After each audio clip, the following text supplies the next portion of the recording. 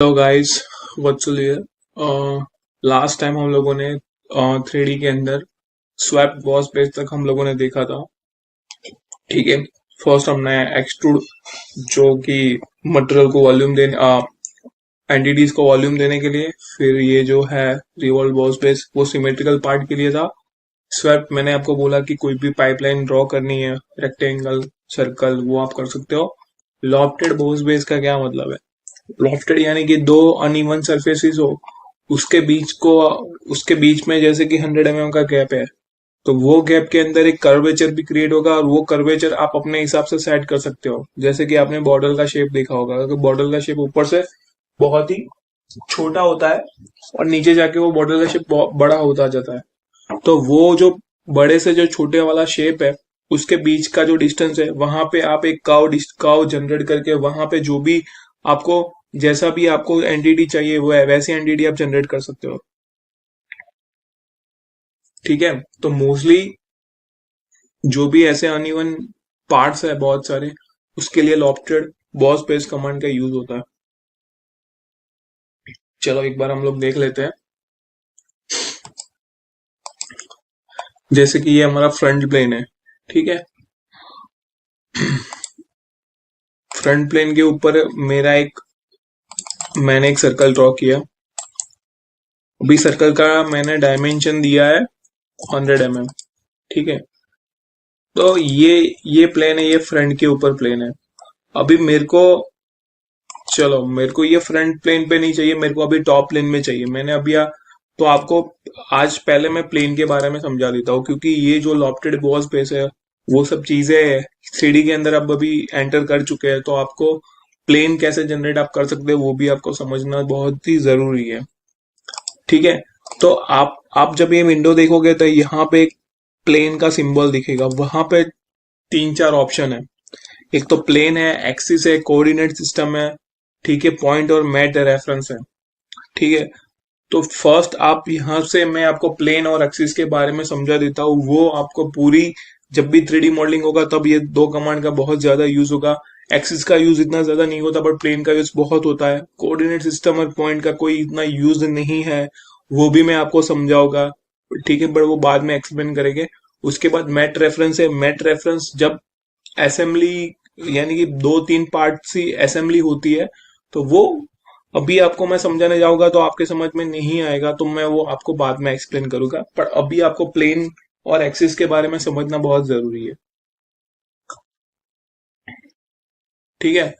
तो यहाँ पे जैसे कि ये फ्रंट प्लेन है, मैंने ये स्केच, जब भी आप स्केच के ऊपर क्लिक करते हो ना, राइट हैंड साइड क्लिक, तो यहाँ पे पहले आप यहाँ पे मत देखो, ये जो ऊपर का जो रेक्टेंगल एरिया है वहां पे कौन कौन से सिंबल्स है वो एक बार चेक करो। एक तो एडिट स्केच है।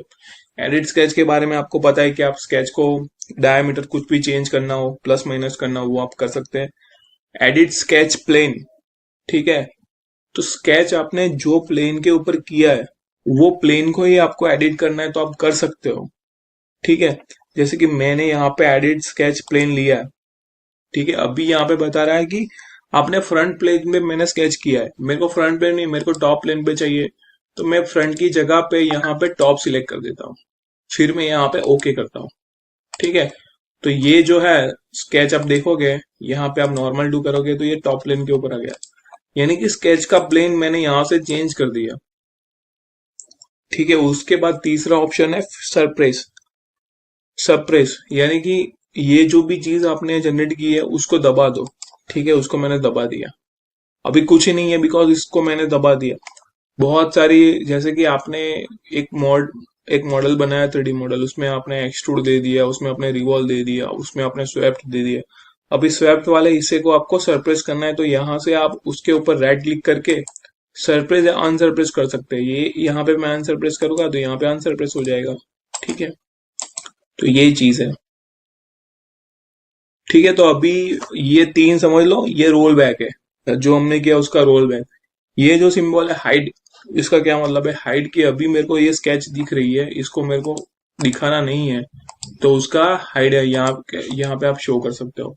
तो ये चार ऑप्शन आपको पता चल गया। उसके बाद जूम टू सिलेक्शन है, जूम करेंगे तो सिलेक्शन इसके ऊपर आ जाएगी, और नॉर्मल टू है। ठीक है। तो ये सारे ऊपर के रेक्टेंगल के मैंने सारे सिंबल्स मैंने एक्सप्लेन कर दिए अभी, बाकी के नीचे मैं बाद में समझाऊंगा। ठीक है, तो ये अभी ये वाला प्लेन है। तो प्लेन कैसे जनरेट करोगे? तो अभी ये टॉप प्लेन है, मेरे को जो ये गोल है उसके ऊपर एक रेक्टेंगल है। ठीक है, वो रेक्टेंगल यहां से 500 mm के डिस्टेंस पे है।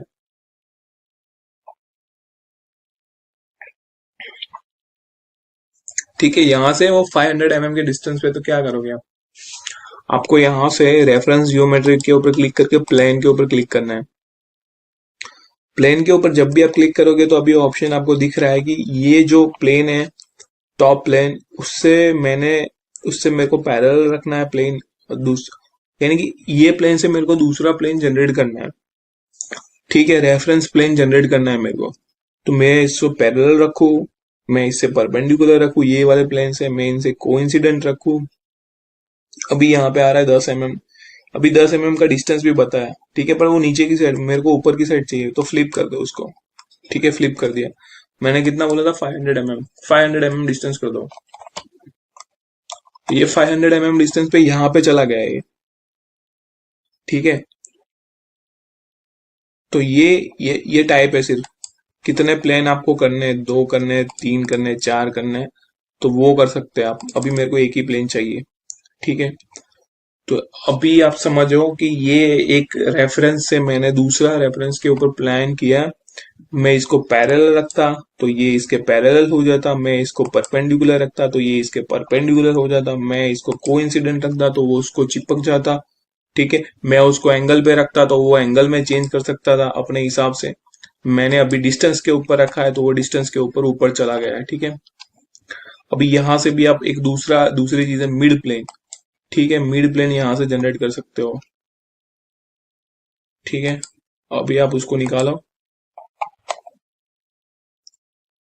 ठीक है, अभी ये second reference and third reference है, वो मैं आपको एक्सप्लेन करता हूँ बाद में।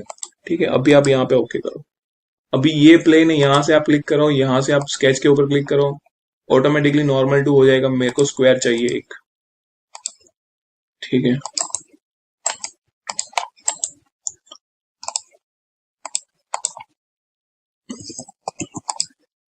मेरे को 100 बाय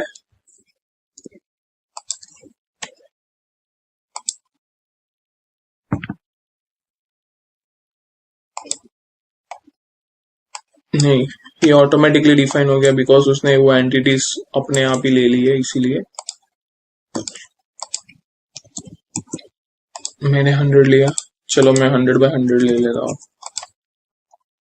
ठीक है, बी नीचे वाला हिस्सा मेरा गोल है, ऊपर वाला मेरा स्क्वायर है। ठीक है, इसमें से बाहर निकल जाओ। ठीक है, आपको यहाँ से प्लेन नहीं दिखाना तो आप हाइड कर दो। यहाँ से हाइड कर दिया तो प्लेन अभी आपको नहीं दिख रहा। जब भी देखना है शो करो, दिख जाएगा। ठीक है, लॉफ्टेड बोस बेस के ऊपर क्लिक करो, यहाँ पे क्लिक करो फर्स्ट। ठीक है, सेकंड सेकंड पे क्लिक करो, तो आप देख पा रहे होगे कि यहाँ पे एक दोनों के बीच में एक एंटिटी जनरेट हो गई है। ठीक है, तो ये जो ऑप्शन है वो लॉफ्ट ऑप्शन है। आप ओके करोगे तो आप देख पा रहे होगे कि इस तरह का कोई शेप जनरेट हुआ है अभी। ठीक है, आप यहाँ से जो प्लेन हमने लिया था वहां से भी आप डिस्टेंस चेंज करना चाहते हो तो आप कर सकते हो। ठीक है, जो हमारा प्लेन है वो 200 mm नीचे 300 mm नीचे आ गया। तो इस तरह से आप लॉफ्ट का यूज कर सकते हो। ठीक है, आप लॉफ्ट में जाओगे, यहाँ पे एडिट करोगे। ठीक है, यहाँ पे ऑप्शंस आती है डायरेक्शन वेक्टर कौन सा दे। ठीक है, तो डायरेक्शन वेक्टर आप दे सकते हैं नॉर्मल टू प्रोफाइल। तो ये प्रोफाइल से नॉर्मल करना है आपको तो वो कर सकते हैं। ठीक है, इस तरह से आप इसमें चेंजेस कर सकते हैं। एक एंगल पे देना है। ठीक है, मैंने एक एंगल दिया। तो ये सारे जो चीजें है वो सारे जो शेप जनरेट करनी है आपको, डायरेक्शन वेक्टर। ठीक है, तो डायरेक्शन वेक्टर में भी आप अपने प्लान के हिसाब से सारी चीजें कर सकते हो। ठीक है, टॉप लाइन पे के ऊपर मैंने किया तो direction vector, normal to profile है, डायरेक्शन वेक्टर है। फिर से यहाँ से मैंने टॉप सिलेक्ट किया, मैंने यहाँ पे एंगल दिया। ठीक है, अपने हिसाब से आप एंगल के हिसाब से ये पूरा चेंज हो जाएगा। तो ये था लॉफ्ट लॉफ्ट बेस बोस के अंदर। ठीक है, आपको मोस्टली ये स्टार्ट एंड एंड कंस्ट्रेंट का इतना ज्यादा यूज नहीं होता, बट आप एक बार समझ लो कि डायरेक्शन वेक्टर और नॉर्मल प्रोफाइल के हिसाब से आपको एंड कंस्ट्रेंट, यानी कि ये स्टार्ट कंस्ट्रेंट और ये एंड कंस्ट्रेंट है, वो कैसे रखना है। Direction vector normal to profile, profile से नॉर्मल कोई चीज आपको क्रिएट करनी हो, डायरेक्शन वेक्टर में आपको यहाँ से प्लेन सिलेक्ट करना है कि वो प्लेन के हिसाब से आपको रखना है। ठीक है, अभी जो तीसरा ऑप्शन है, अभी यहाँ से आप सरप्रेस करोगे ना, तो ये जो ऑप्शन था वो अभी चला गया। ठीक है, ये ऑप्शन चला गया। फिर से आप करोगे तो फिर से ये जनरेट हो जाएगा। ठीक है, फिर से आप जैसे कि यहाँ से आपने जनरेट किया तो ये जनरेट हो गया। ओके, तो ये आप देख पा रहे होगे कि ये जो है ये एक अंत। ठीक है, दो दो लॉफ्ट यहाँ पे क्रिएट हो गए। अभी मेरे को जैसे कि ये लॉफ्ट में डिलीट करता हूँ, अभी एक ऑप्शन आता है लॉफ्ट के अंदर, तीसरा ऑप्शन जो होता है वो मोस्टली होता है गाइडेड कर्व।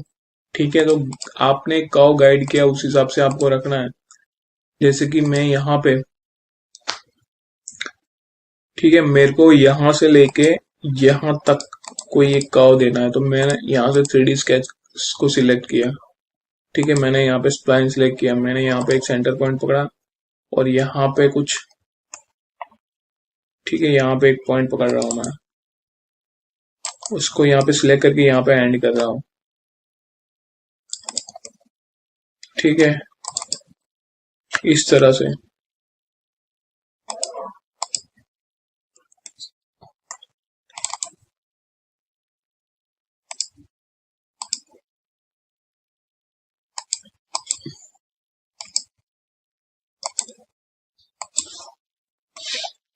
ठीक है, अभी यहाँ पे मैंने जो गाइड का वो लिया था उस हिसाब से ये जो शेप है वो थोड़ा सा चेंज हो गया।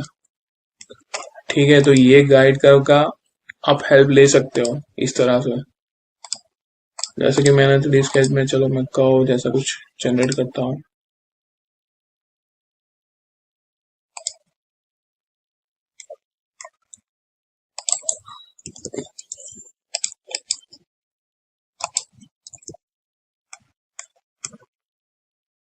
नहीं, ये उल्टे शेप में चला गया है।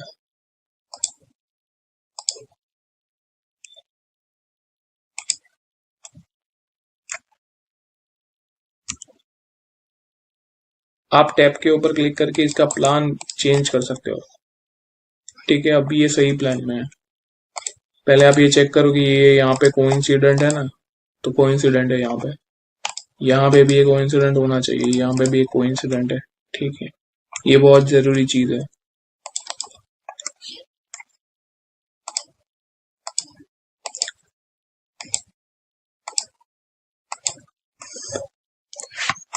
ठीक है, ये गाइड का वो आपने लिया तो वो गाइड का के हिसाब से वो चेंज हो गया। डायरेक्शन वेक्टर वो जो मैंने समझाया था वो दैट इज सेम चीज। ठीक है, ये सेंट्रल लाइन पैरामीटर, ये आप अपने हिसाब से थोड़ा सा चेंज कर सकते हो। स्केच टूल्स में नहीं है, क्लोज लॉफ्ट एक ऑप्शन होती है। ठीक है, वो क्लोज लॉफ्ट, जैसे कि यहाँ पे आपने क्लिक किया, यहाँ पे आपने क्लिक किया। ठीक है, इस हिसाब से क्लिक किया। ये जो ऑप्शन है, ये जो दो लाइन दिख रही है, उसको आप इस तरह से शिफ्ट कर सकते हैं। यहाँ पे आप शिफ्ट कर सकते हैं कोई भी जगह पे। ठीक है, तो यहाँ पे मैंने पीछे लिया, यहाँ पे थोड़ा सा आगे लिया, तो उस तरह से शिफ्ट करके आप ये वाली चीज कर सकते हो। ठीक है, हेलो गाइस। तो हम लोग ये देख रहे थे कि ठीक है, आप लोगों ने ये देखा इसमें, यहाँ पे आपने थिकनेस दिया तो यहाँ से आप थिकनेस चेंज कर सकते हो। ठीक है, जैसे कि यहाँ पे आपने 5 mm थिकनेस कर दी, तो ये 5 mm थिकनेस का ये जो लॉफ्ट है, यानी कि थिकनेस उसकी क्रिएट हो चुकी है। अभी उसको थिकनेस के अंदर भी दो तीन ऑप्शंस है, जैसे कि वन डायरेक्शन, मिड प्लेन की थिकनेस, ठीक है, टू डायरेक्शनल थिकनेस। तो एक डायरेक्शन में आपको जैसे कि 5 mm देनी है, दूसरे डायरेक्शन में 4 mm देनी है, तो वो भी आप दे सकते हो यहाँ से। ठीक है, उसके बाद है यहाँ से मैश प्रीव्यू है। ठीक है, तो ये मैशिंग जो हो रही है उसकी प्रीव्यू बता रही है कि किस तरह से ये इसका शेप है। ठीक है, यहाँ से आप ये सिर्फ पूरी देखने के लिए इसमें, ठीक है, तो ये डेंसिटी है मैश की। जो एफ होता है, तो एफ अंदर क्या होता है कि एफ का मतलब होता है फाइनाइट एलिमेंट एनालिसिस। तब फाइनाइट एलिमेंट एनालिसिस में क्या होता है कि उसके अंदर वो जो ऑब्जेक्ट होता है, यानी कि कोई भी 3D मॉडल, उसको बहुत सारे टुकड़ों के अंदर वो तोड़ती है। ठीक है, वो टुकड़े बहुत सारे जैकोबियन मेथड की तरह उसका, वो उसके जो टुकड़े होते हैं पिक्सल्स, जैसे कि आपने मोबाइल में पिक्सल्स देखे होंगे, वो छोटे छोटे पिक्सल्स होते हैं, तो उस तरह से इसको पिक्सल्स में डिवाइड करती है। तो वो पिक्सल के भी शेप होते हैं, वो ट्रायंगल भी होता है, वो रेक्टेंगल भी होता है, वो अलग अलग टाइप की होती है। तो वो जो शेप्स छोटे छोटे होती है ना, उसको मैशिंग बोलते हैं। तो जितनी ज्यादा अच्छी मैशिंग होती है ना, उतनी अच्छी आप उसके ऊपर एनालिसिस कर सकते हो। ठीक है, जैसे कि बहुत सारे सॉफ्टवेयर है जो जिसके ऊपर हम लोड लगाते हैं, और वो मैशिंग की वजह से उसमें रिजल्ट जनरेट होता है, क्योंकि जितना छोटा टुकड़ा होगा उतना अच्छा ज्यादा रिजल्ट हमको मिलता है। ठीक है, वो टुकड़े के अंदर वो direct tensile strength, compressive strength, ultimate strength, फिर शियर स्ट्रेस, सारे टाइप के स्ट्रेस उसके ऊपर अप्लाई करता है एक्स वाई जेड डायरेक्शन में, और उसके बाद हमको रिजल्ट मिलता है। ठीक है, वॉन मेसिस आपने सुना होगा, von Mises principal principal stress theory, वो दोनों के हिसाब से हमको वहां पे एक रिजल्ट जनरेट होता है। तो उस तरह से हमको पता चलता है कि भाई यहाँ पे वो जो आपने 3D मॉडल बनाया, उसके ऊपर आपने जैसे 500 kg का लोड लिया है, तो वो सस्टेन करेगा कि नहीं करेगा। तो वो मैशिंग करने के बाद उसके ऊपर तो उसको हम मैशिंग बोलते हैं। ठीक है, उसके जेब्रा स्ट्रिप्स, ठीक है, तो जेब्रा स्ट्रिप्स और ये सारी चीजें आप एक बार चेक कर लेना। ठीक है, यहाँ पे एक माइक्रो टॉलरेंस करके भी एक ऑप्शन है। ठीक है, तो ये सारे ऑप्शंस है। ठीक है, मोस्टली सारे ऑप्शंस मैंने आपको समझा दिए है। ठीक है, तो आई होप कि लॉफ्ट में अभी आपको कोई कंफ्यूजन नहीं है, आप कोई भी शेप लॉफ्ट अपने हिसाब से जनरेट कर सकते हो। ठीक है,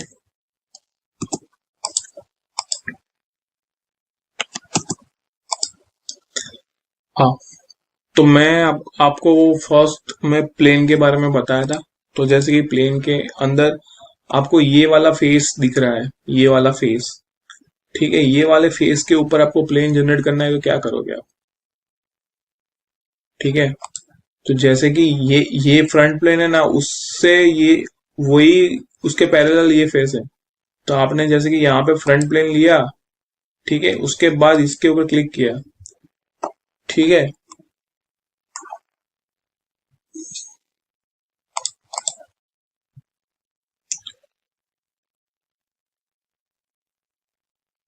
जैसे कि यहाँ पे एक टॉप प्लेन है, उसका तो एक रेफरेंस मैंने ये ले लिया। ठीक है, ये टॉप प्लेन का, ये टॉप प्लेन मैंने फर्स्ट रेफरेंस में लिया। आप समझना, सेकंड रेफरेंस में मैंने ये वाली लाइन ले ली। ठीक है, तो जो फर्स्ट रेफरेंस होगा वो दोनों पैरेलल होगा तो मैच नहीं होगा, एक पैरेलल और एक परपेंडिकुलर होगा तब जाके वो प्लेन क्रिएट होगा। तो ये जो प्लेन है, वहां से यही प्लेन के ऊपर मैंने ये लाइन को रेफरेंस लिया, तब जाके ये प्लेन क्रिएट हो गया। वो दोनों, ये यानी कि ये दोनों का कॉम्बिनेशन के हिसाब से ये प्लेन क्रिएट हुआ है। ठीक है, तो ये लाइन पे क्रिएट हुआ। सेम आप देखोगे तो आपको रेफरेंस,